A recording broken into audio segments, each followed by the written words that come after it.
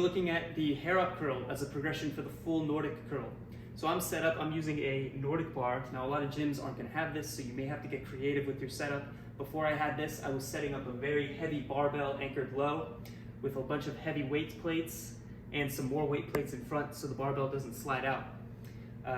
So it's kind of annoying to set up, but get over it. Anyways, let's go over the execution. So you'll see my toes are on the ground. If your toes can't touch the ground, then I would suggest you put some weight plates underneath so that your toes can actively drive into the ground to help assist you as you come back up. And this just heightens the posterior chain engagement.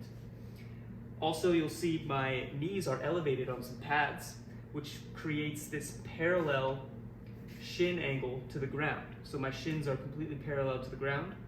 And this is going to place the hamstrings in a more mechanically advantageous position to contract and produce force.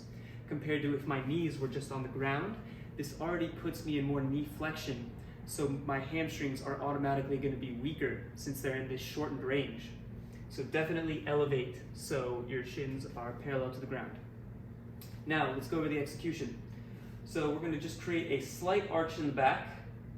Now from here, we're going to extend the knee angle until we feel some tension in the hamstrings. And it only takes a little bit, maybe just a few inches out. So I'm starting a little bit above 90 degrees. Once I come to about 90 degrees with my torso in front, I feel these hamstrings kick on. Now from here, I'm going to hinge at the hip, making sure I don't sit my butt back. So hinge at the hip, go until your torso is parallel with the ground.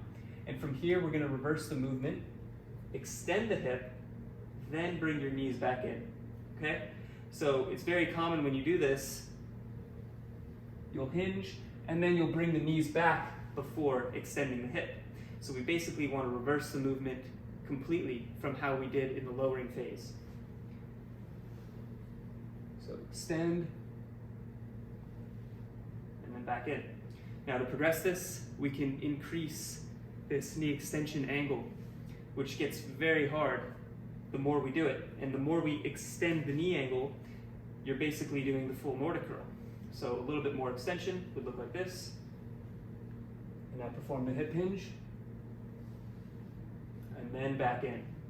Okay, so this is a very strenuous movement, but just start conservative based on your level and based on the amount of repetitions prescribed. So try it out.